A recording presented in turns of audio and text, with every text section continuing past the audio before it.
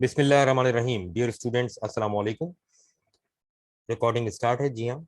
और ग्रेजुएशन की एक क्लास जिसमें आज से हम स्टार्ट कर रहे हैं टेक्स्ट बुक। और टेक्स्ट बुक जो है वो है Oxford English for undergraduates. और इस टेक्स्ट बुक में दो हिस्से हैं। There are 11, I think 11 units हैं। यूनिट्स में डिफरेंट एक्सट्रैक्ट्स हैं जो बुक्स में से लिए गए हैं। That is for reading comprehension and the practice of vocabulary. Then from page number 168, there is another part of the book that is extended reading. Extended reading में there are 5 short stories, 5 short stories हैं, ठीक है। Extended part में there are 5 short stories. तो ये short stories क्यों हैं? जाहिर है this is the part of literature. इसकी अंदर से डायरेक्ट क्वेश्चंस आते हैं, short questions, 5 marks for each question. तो ये हमने स्टार्ट करनी है आज। तो first short story which we will read today is early autumn on page number 168। अगर आपके पास बुक है तो बुक खोल के बैठ जाइए, वरना मैं टेक्स्ट ओपन कर रहा हूँ, ठीक है ना। और फिर मैं रीड करता हूँ, एक्सप्लेन करता हूँ। अच्छा, एक मिनट। अच्छा, एक मिनट, मैं इनको पासकोड सेंड कर दूं जरा। पासकोड क्या है?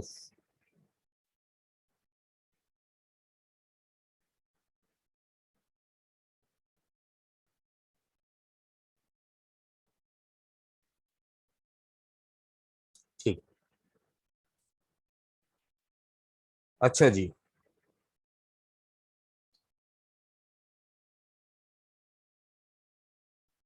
चलो आ गए। ठीक है, ठीक है, सब एक साथ आ जाए पहले। अर्ली ऑटम क्या है? Short story. राइटर कौन है? Langston huge. स्टार्ट करें क्या? सब आ गए हैं, वेरी गुड। अच्छा, मैं यहाँ से इनेबल कर देता हूँ ताकि हमारी डिस्टरबेंस कम से कम हो। वेरी गुड, ठीक है। मैं स्क्रीन शेयर कर रहा हूँ और स्क्रीन है ये रही। चले, स्क्रीन आपको नजर आ रही होगी। Early autumn by Langston huge.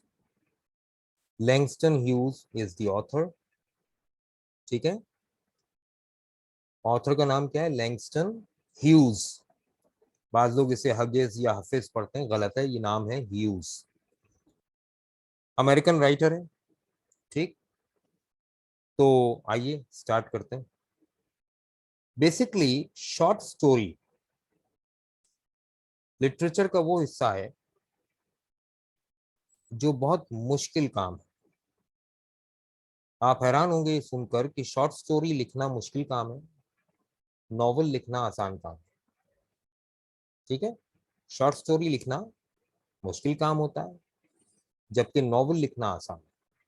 उसकी वजह है, नॉवल में आपके पास कैनवस बड़ा होता है, बड़ी पिक्चर बना सकते हैं आप, ज्यादा डिटेलिंग कर सकते हैं उसमें, ठीक है ना।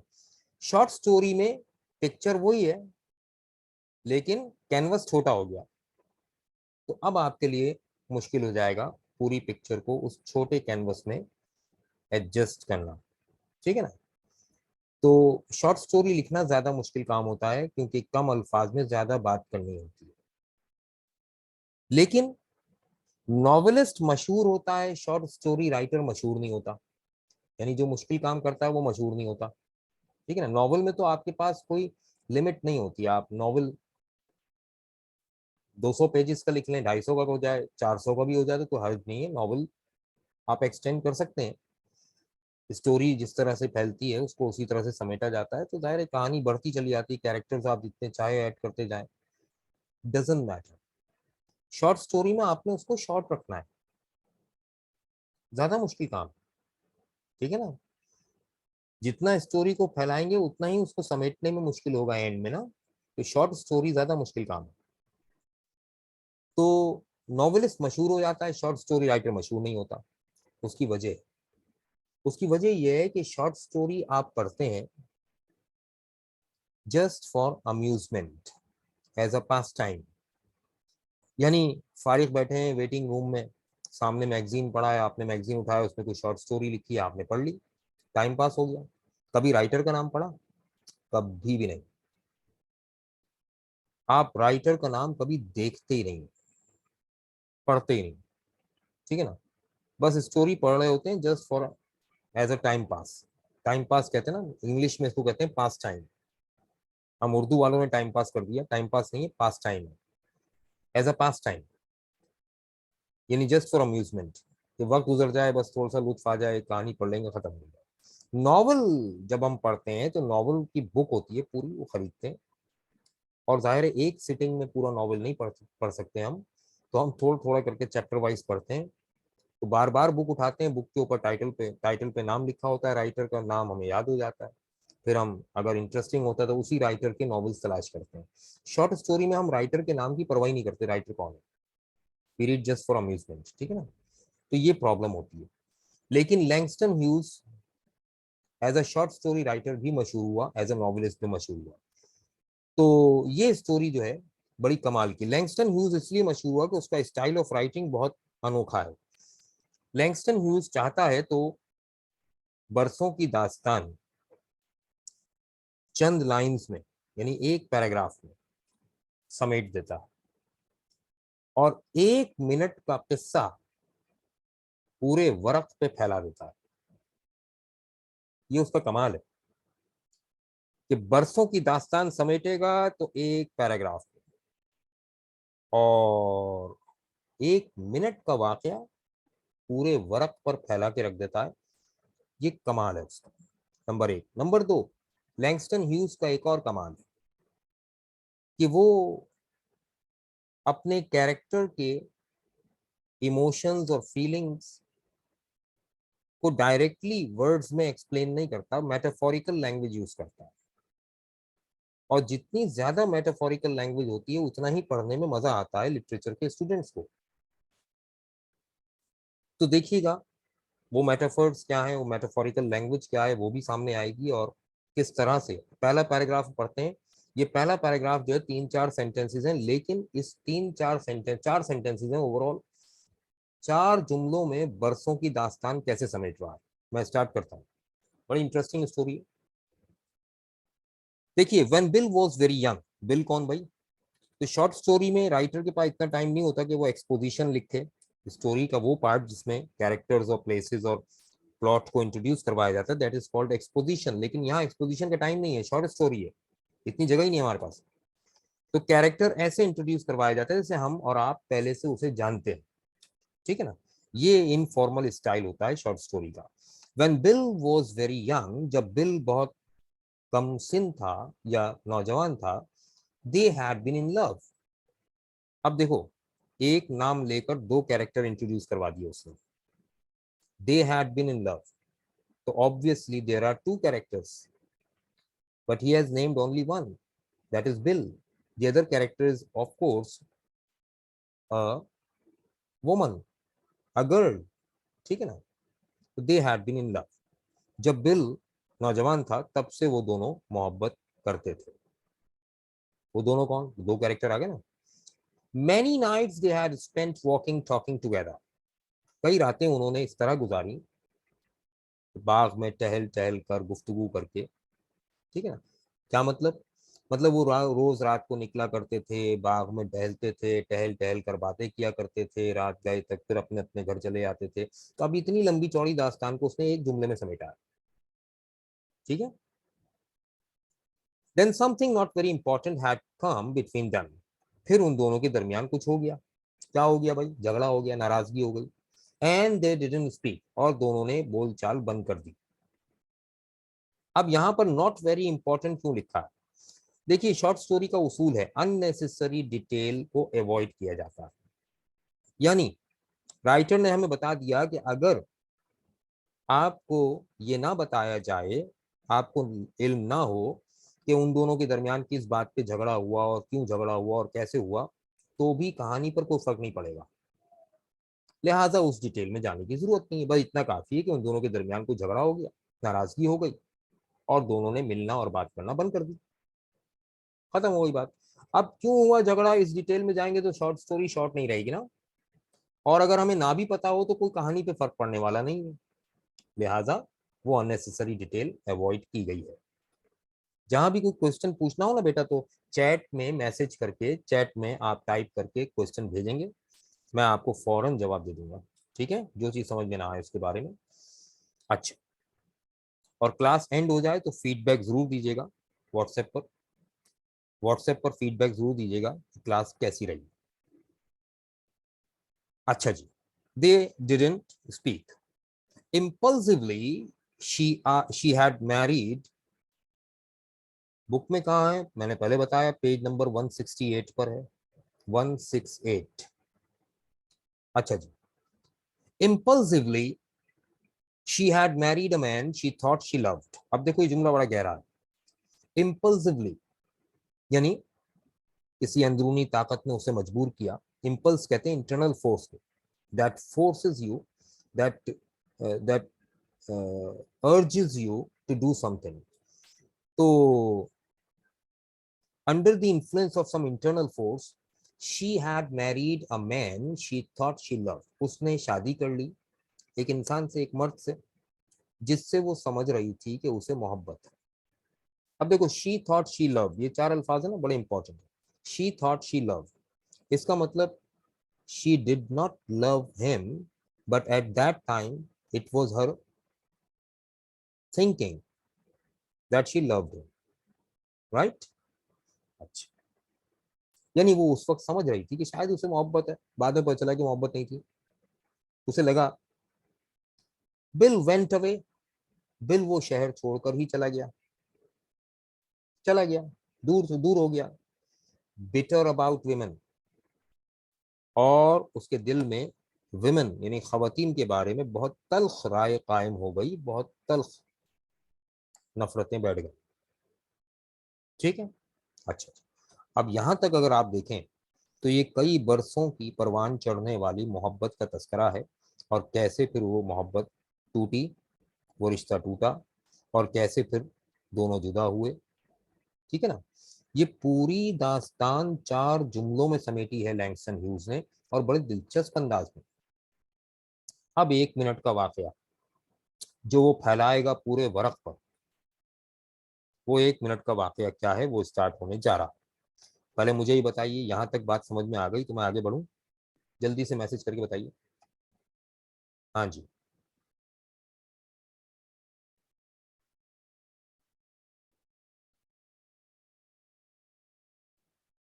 ओके। यस्टरडे, अभी कल का वाकया है।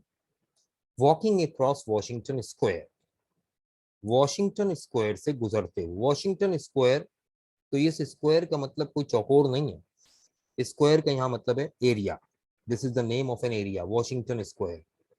ठीक है ना, राइट। जैसे हमारे यहाँ होता है ना अलकरम स्क्वायर, अल आजम स्क्वायर, तो स्क्वायर का मतलब ये नहीं होता कि चौकोर इलाका या चौकोर जगह।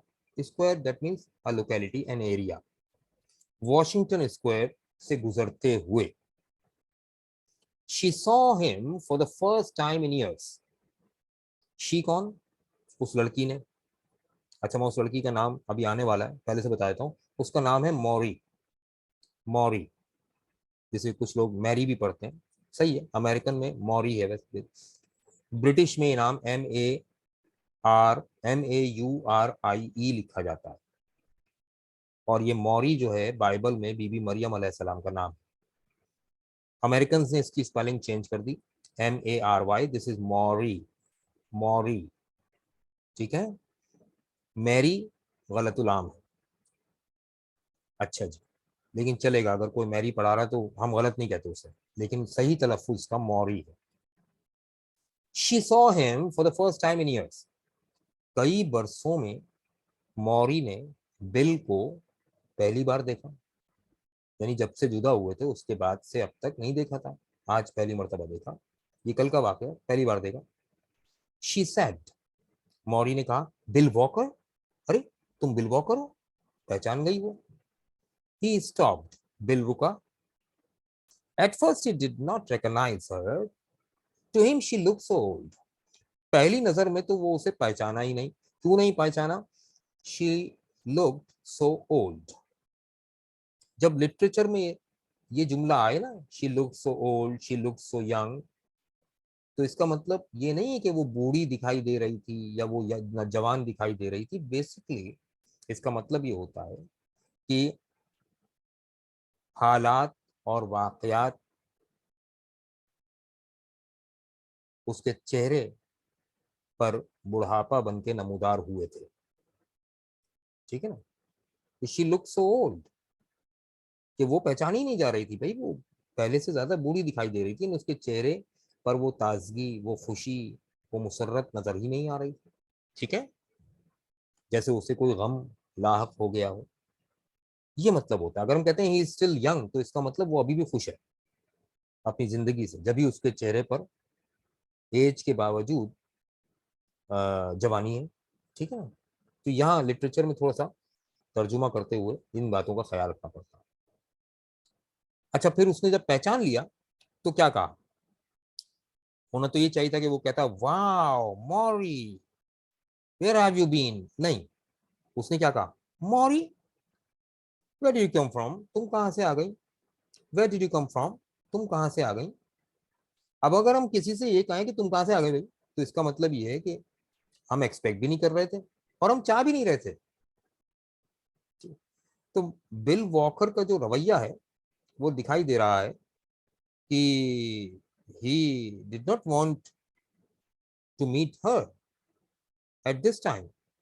ठीक है, and even he did not expect it.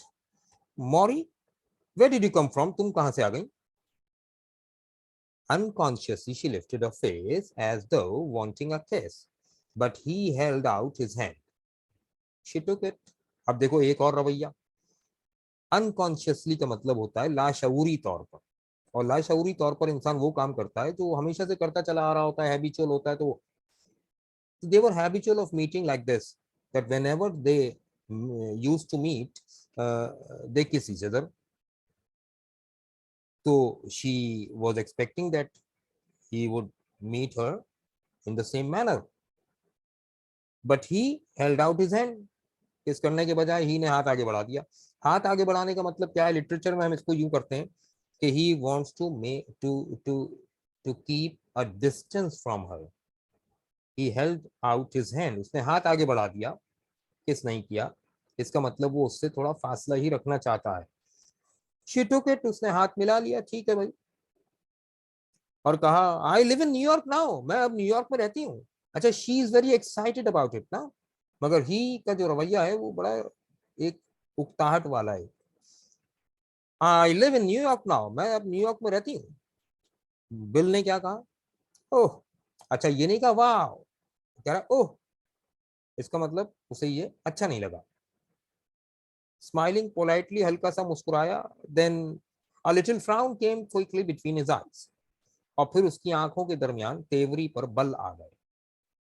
ठीक है ना? फ्राउन बिटवीन हिज आईज का मतलब होता है ये जो दोनों आईब्राउज के दरमियान वर्टिकल लाइंस पड़ती हैं, जब हम किसी चीज पर नाखुश होते हैं तो यूं माथे को करते हैं, तो ये this is frown between the eyes. तो उसकी तेवरी पर बल आया, यानी उसे पसंद नहीं हुआ, पसंद नहीं आया इस तरह से मिलना। मौरी ने कहा, always wonder what happened to you Bill, हमेशा हैरान होती थी कि तुम्हारा क्या हुआ होगा बिल। बिल वॉकर ने क्या जवाब दिया? अब देखो, ये जवाब बड़ा इफेक्टिव है।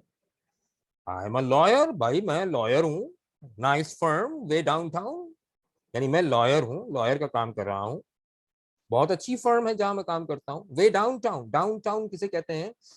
जैसे देखिए, नवाही इलाकों में रहने वाले लोग जब शहर के मरकज की तरफ रवाना होते हैं तो वो शहर का मरकज डाउनटाउन होता है। ठीक है ना? जैसे अगर आप फर्ज कीजिए कि मलिर में, गुलिस्तान जौहर में या इधर उधर कहीं रहते हैं और आप सदर जा रहे हैं, तो सदर जो है दैट इज द डाउनटाउन। ठीक है ना? That is the main canyon of trade, वो वहाँ तो शहर जा रहे हैं, तो उसने कहा शहर में ही है, वे डाउनटाउन, शहर के रास्ते में है। अच्छा जी, ये बात हो गई। अब मौरी ने फौरन सवाल किया, मैरिड येट, अच्छा तुम्हारी शादी हो गई? बिल वॉकर से वो एक्सपेक्ट नहीं कर रही थी कि ये जवाब आएगा। बिल वॉकर ने जवाब क्या दिया, श्योर, 2 kids, हाँ यकीनन, 2 बच्चे भी हैं। अब शी ने क्या कहा, मौरी ने क्या कहा, ओह, अब उसने नहीं कहा वाओ इट्स एक्साइटिंग, नहीं, वो कह रही है oh, oh means she was not expecting him to marry, to have married, है ना, तो वो शादी कर चुका होगा या उसके बच्चे भी हों, मगर बिल वॉकर अपने बीवी बच्चों के साथ खुश है भाई। ओह, अब देखो जुमला क्या है। अभी तक राइटर ने ये नहीं बताया कि मौरी की फीलिंग क्या है, इमोशन क्या है, या बिल वॉकर की फीलिंग या इमोशन क्या है, सिवाय इसके कि वो एक जुमला आया था कि शी लुक्स सो ओल्ड। मगर अब देखिए क्या जुमला आया, a great many people went pass them through the park, बहुत से लोग उनके बराबर से गुजर गए पार्क में, ठीक है ना, बहुत से लोग गुजर गए। ये कहानी में क्यों जिक्र आया भाई, पार्क के बाहर फुटपाथ पर दोनों खड़े हैं, एक तरफ रोड है एक तरफ पार्क है, इलाका है वॉशिंगटन स्क्वायर का, पेवमेंट यानी फुटपाथ पर दोनों खड़े हैं आमने सामने, ठीक है भाई, बहुत से लोग गुजर गए, क्या मतलब, बहुत से लोग, अगर मैं इसको लफ्ज चेंज करूं उर्दू में ही थोड़ा सा, एक जमाना गुजर गया, भाई बहुत से लोग हैं, जमाना, जमाना गुजर गया, पीपल दे डिडंट नो, वो लोग गुजर गए जिनको वो जानते भी नहीं, अनजान, यानी ये जमाना अनजाने में गुजर गया। इट वॉज लेट आफ्टरनून, दोपहर ढल रही थी, नियरली सनसेट, सूरज गुरूब होने को था। अगर मैं यहां कहूं कि मौरी की तवक्कुआत का सूरज गुरूब होने को था, कोल्ड, ठंड थी, यानी मौरी के जज्बात जो अभी बहुत गर्मजोश थे अब ठंडे पड़ गए, ठीक है ना। देखो राइटर अगर कैरेक्टर की फीलिंग और इमोशन डायरेक्टली बताता कि वो ये महसूस कर रही थी और वो ये महसूस कर रहा था, तो इंटरेस्टिंग नहीं रहता, वो दिलचस्पी नहीं आती, वो मजा नहीं आता पढ़ने में, जो चाशनी महसूस होती है पढ़ने में, वो मेटाफोरिकल लैंग्वेज में आती है, ये सारी मेटाफोरिकल लैंग्वेज है। कोल्ड, अब ठंड, ठंड तो है मौसम में, लेकिन ये ठंड क्या है, ये ठंड जज्बात में ठंड है। नियरली सनसेट, सूरज गुरूब हो रहा, शाम ढल रही है, तो ये शाम किसकी ढल रही है, मौरी की, ठीक है ना, because she looks so old, because her expectations are broken, है ना, that is conveyed in metaphorical language in this way by Langston Hughes. I think you are getting my point. If any question is there, you can ask in the chat by typing it. I will answer it, inshallah. Now, cold. अब bill walker ने सवाल किया, और ये सवाल तीर की तरह जाके लगेगा। सवाल उसने किया, एंड योर हस्बैंड, और तुम्हारे शौहर कैसे हैं भाई? मौरी ने जवाब क्या दिया, जवाब बड़ा इंपॉर्टेंट है। मौरी ने कहा, वी हैव 3 चिल्ड्रन, हमारे 3 बच्चे हैं। I work in the bursar's office at Columbia, मैं बर्सर्स ऑफिस में, बर्सर कहते हैं खजांची को, ट्रेजरर, आज के दौर में हम कहेंगे कि मनी एक्सचेंजर वगैरह टाइप के लोग होते हैं ना वो। मैं बर्सर्स ऑफिस में जॉब करती हूँ कोलंबिया में। सवाल गौर से देखें और जवाब तो पता चलेगा कि there is something between them. सवाल था तुम्हारे शौहर कैसे हैं, जवाब आया 3 बच्चे हैं हमारे, और मैं बर्सर्स ऑफिस में जॉब करती हूँ कोलंबिया में। जवाब जॉब के बारे में और बच्चों के बारे में है, शौहर के बारे में नहीं, जबकि सवाल शौहर के बारे में था। It means there is something wrong between she and her husband, ठीक है, गॉट द आइडिया। तो अब ही ने क्या कहा, यानी बिल वॉकर ने क्या कहा, और ये जुमले का लहजा सुनिएगा, समझिएगा जरा। You are looking very well. अब देखो ये जुमला यूं है, he wanted to say old, वो कहना तो चाह रहा था you are looking very old, लेकिन उसे महसूस हुआ कि ना ही कहो तो बेहतर है। तो ये जो आखिर में वेल लिखा है ना, इसको यूं मत मिला दीजिएगा कि you are looking very well, no no no never, you are looking very, अब वो सोच रहा है, कि मैं ओल्ड कहूं या ना कहूं। फिर वो कहता है वेल, वेल का मतलब क्या है, खैर, खैर, अच्छा, यानी उसने नहीं कहा। शी अंडरस्टूड, मगर उसके कहे बगैर शी समझ गई, मौरी समझ गई कि वो क्या कहना चाह रहा है। अब उसकी कैफियत क्या थी, राइटर ने ये कैफियत इसका इजहार किया है सराउंडिंग्स को इस्तेमाल करके। ये बड़ी इंटरेस्टिंग चीज है। देखो राइटर क्या कह रहा है, under the trees in Washington Square she found herself desperately reaching back into the past। Washington square में दरख्तों की छांव में मौरी महसूस कर रही थी अपने आप को, मौरी अपने आप को देख रही थी कि जैसे वो दूर माजी में कहीं पहुंच गई है। She had been older than he then in Ohio। भाई ओहायो में जब ये रहते थे पहले, तब भी मौरी की एज बिल वॉकर से कुछ ज्यादा थी। But she looked very young at that time. Now she was not young at all. अब तो वो बिल्कुल भी यंग नहीं है, यानी अब हालात और वाकयात अपने निशान उसके चेहरे पर ऐसे छोड़ कर गए कि अब वो खुश दिखाई ही नहीं देती चेहरे से। ठीक है ना। Bill was still young. अब देखो आगे ना, bill bill was still young, bill अभी भी हैप्पी है। He is living a very happy life, that's why he looks young until now. वो अब तक बड़ा यंग नजर आ रहा। यहाँ आप यंग और ओल्ड का मतलब समझ रहे होंगे मेरा ख्याल है। शी सेड, अब देखो मौरी ने क्या कहा, we live on Central Park West. हम सेंट्रल पार्क वेस्ट में रहते हैं। Come and C us sometime, कभी आओ ना हमसे मुलाकात करो, यानी हमारे घर भी आओ कभी। बिल का रिप्लाई बड़ा खतरनाक है। बिल ने कहा, श्योर, यकीनन, you and your husband must have dinner with my family some night, any night. तुम और तुम्हारे हस्बैंड भी कभी आओ ना हमारी फैमिली के साथ, मेरी फैमिली के साथ डिनर करो। फिर वही हस्बैंड का नाम आया सेकंड टाइम। अच्छा, बिल को नहीं पता कि मौरी और उसके हस्बैंड में सेपरेशन है। ये तो हम समझ रहे हैं ना अल्फाज से, हम कैफियत से समझ रहे हैं, लेकिन बिल को तो बिल्कुल नहीं पता, हमें पता है। तो बिल अनजाने में उसके हस्बैंड का नाम बार बार ले रहा कि भाई कभी अपने हस्बैंड के साथ आओ, हमारी फैमिली के साथ डिनर करो, एनी टाइम एनी नाइट, किसी भी रात। Lucille and I would love to have you. Lucille को और मुझे बहुत अच्छा लगेगा तुम लोगों से मिलकर। लूसल कौन है यहाँ, राइटर ने बताने की जहमत नहीं, क्योंकि बताने की जरूरत नहीं है, अंडरस्टूड है कि लूसल कौन है, बिल वॉकर की वाइफ। ठीक है ना। लो भाई, अच्छा अगर क्लास डिस्कनेक्ट हो जाए तो जाइएगा कहीं नहीं, मैं रिकनेक्ट होऊंगा और आपको फिर से लिंक भेजूंगा, दोबारा कंटिन्यू करूंगा, डबल क्लास होगा। ठीक है, क्योंकि एक सिटिंग में ये पूरी स्टोरी मैं एंड करूंगा आज, डबल क्लास होगा। अच्छा जी। The leaves fell slowly from the trees in the square, fell without wind, autumn dusk, she felt a little sick।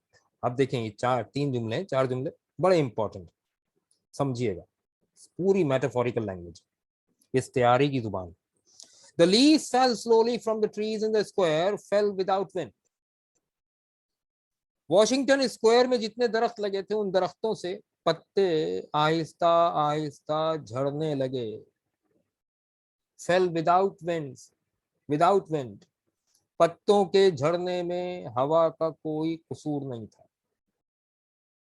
पत्तों के झड़ने में हवा का कोई कसूर नहीं था। ऑटम डस्ट, शाम ही पतझड़ की थी। अरे शाम ही पतझड़ की थी, शाम ही खिजा की थी। शाम, और वो भी खिजा की।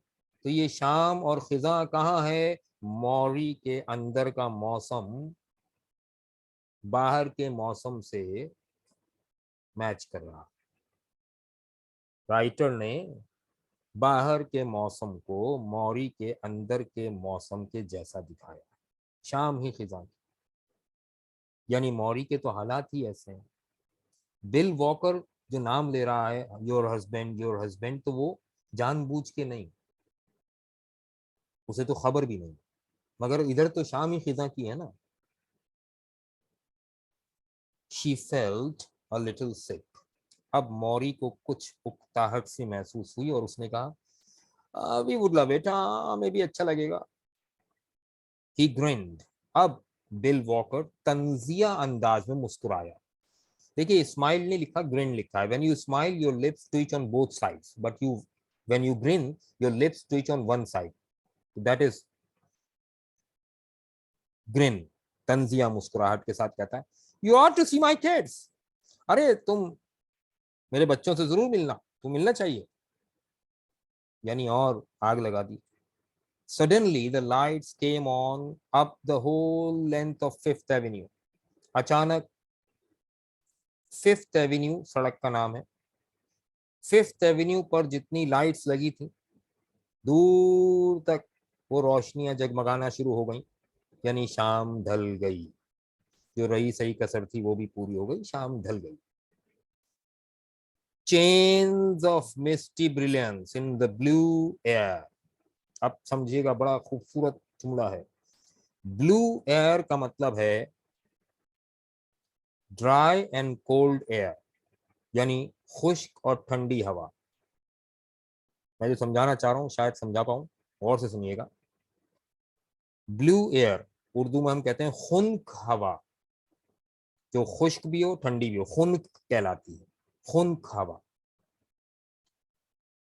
Chains of misty brilliance. Misty, mist कहते हैं मॉइस्चर को, नमी को, और नमी हो तो मंजर धुंधला होता है, तो मिस्टी का मतलब है धुंधला। ब्रिलियंस कहते हैं रोशनी को। दूर तक एक जंजीर थी, चेन थी, एक तसलसल था रोशनियों का, धुंधली धुंधली रोशनियों का। ये रोशनियां कैसी थी? धुंधला रही थी।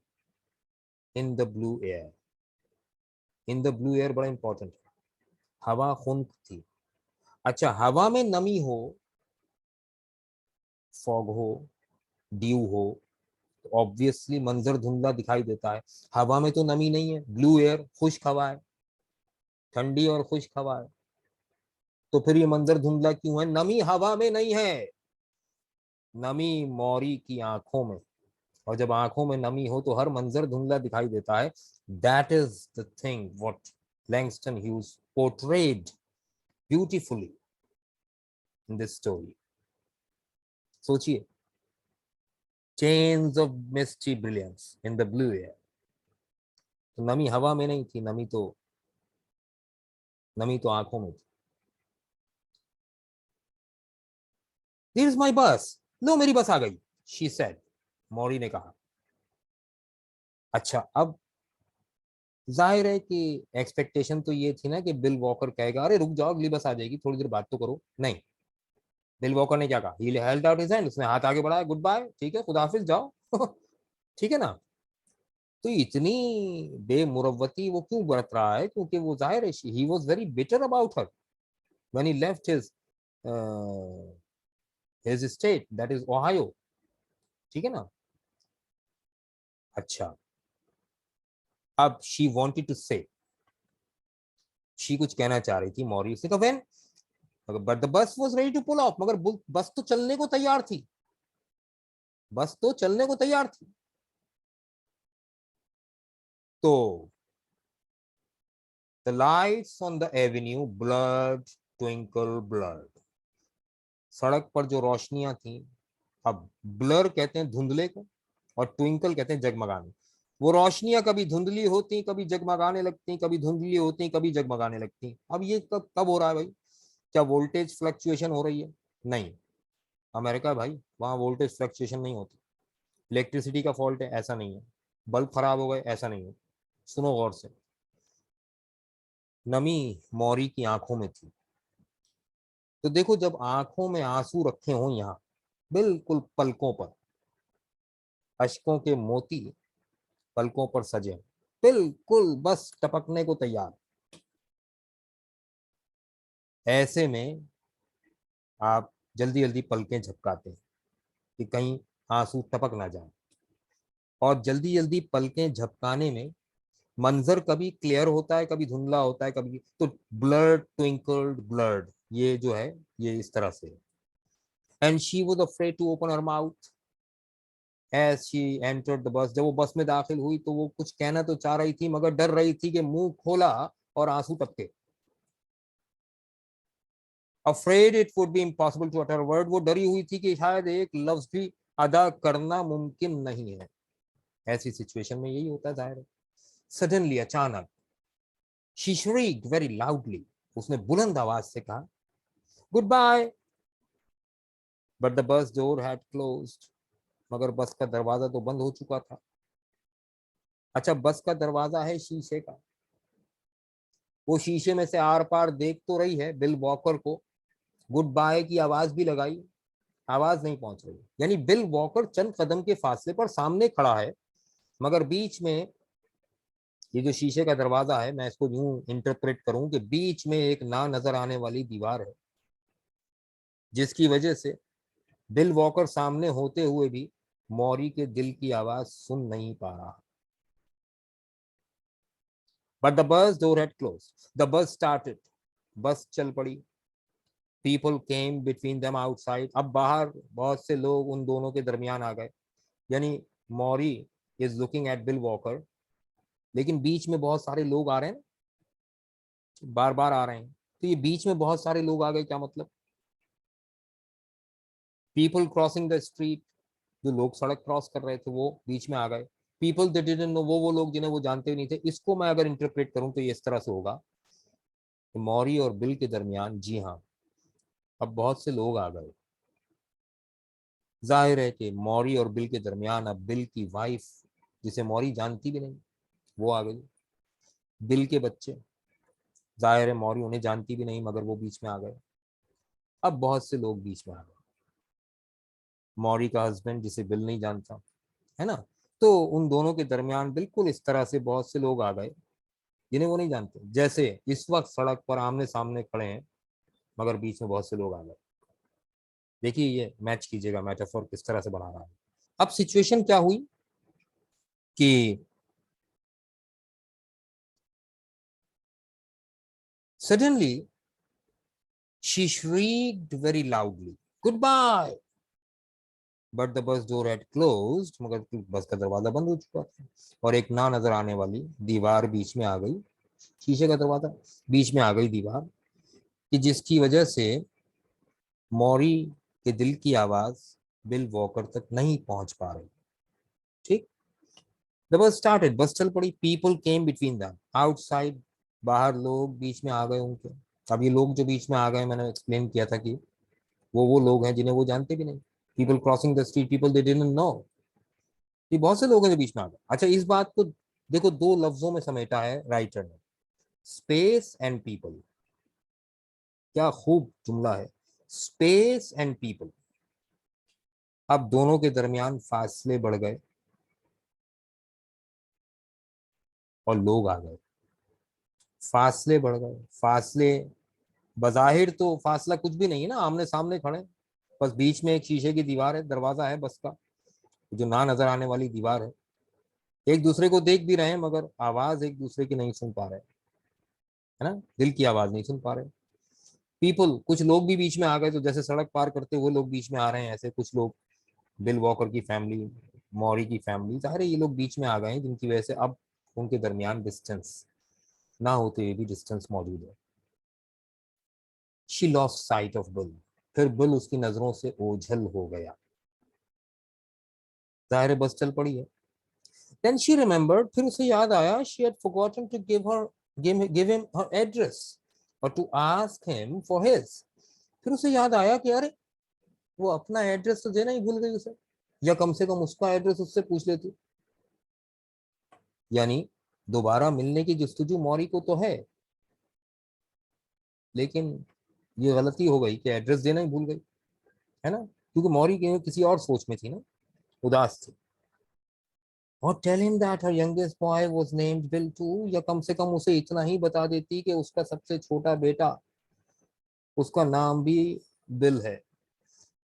क्या मतलब? मौरी ने अपने सबसे छोटे बेटे का नाम बिल रखा है, तो इससे क्या फर्क पड़ता है भाई? ना ना ना ना ना, देखिए ये मेटाफोरिकल लैंग्वेज है, इस्तेआरे का तो रंग ही अलग होता है ना। कहना क्या चाह रहे हैं? यानी बिल वॉकर कितना ही दूर हो जाए मौरी से, अब भी मौरी दिन में सैकड़ों बार बिल वॉकर का नाम लेती है। ठीक है ना? इस बहाने से सही, लेकिन अभी बिल का नाम कई कई बार लेती है। Right, that is the end of the story. अब जल्दी से बताइए, समझ में आई और मजा आया इसको पढ़ने में? पेपर में इसमें से शॉर्ट क्वेश्चंस आते हैं, और शॉर्ट क्वेश्चंस और इसके कंप्लीट नोट्स जो हैं मैं आपको व्हाट्सएप पर पीडीएफ फॉर्मेट पे सेंड करूंगा। ठीक है? और जो आपको याद करनी है। ठीक है भाई, कि इसकी क्या क्या पॉसिबल क्वेश्चंस बन सकते हैं। राइट, तो इसके नोट्स भी साथ साथ मिलते जाएंगे, जो जो हम पढ़ते जाएंगे वो नोट्स भी आपको मिलते जाएंगे। सही है भाई? कोई कंफ्यूजन हो तो सवाल कर लें, फिर मैं क्लास ऑफ कर रहा हूँ। ठीक, हाँ जी। गूगल क्लासरूम पे मैं ये क्लास अपलोड करूंगा, रिकॉर्ड हो गई है। और जब गूगल क्लासरूम पे अपलोड हो जाएगा तो मैं क्लासरूम का लिंक सेंड करूंगा ग्रुप में। आप अगर रिवाइज करना चाहते हैं, या इस वक्त जो बच्चे क्लास नहीं ले पाए हैं या लेट आए थे, वो उस लिंक से गूगल क्लासरूम में जाकर पूरी रिकॉर्डेड क्लास आराम से बैठकर देख सकते हैं, और जितनी मर्तबा चाहे देख सकते हैं। ये फैसिलिटी मैं आपको साथ में दे रहा हूँ। ठीक है? और भी जो आपके साथ में स्टूडेंट्स हैं ग्रेजुएशन के, अगर वो आना चाहें तो उनको भी मोटिवेट कीजिए, वो भी आए, अच्छी क्लास बनेगी। Thank you very much Faisal. ठीक है भाई, चलें क्लास में ऑफ कर रहा हूँ। अब इंशाल्लाह कल क्लास होगी, और कल हम पढ़ेंगे क्या? कल हम इंशाल्लाह एक यूनिट पढ़ेंगे कॉम्प्रिहेंशन से। ठीक है? चलें, शाद रहें, आबाद रहें, और व्हाट्सएप पर फीडबैक जरूर भेजें कि क्लास कैसी लगी आपको, कैसी रही क्लास। ठीक है? Thank you.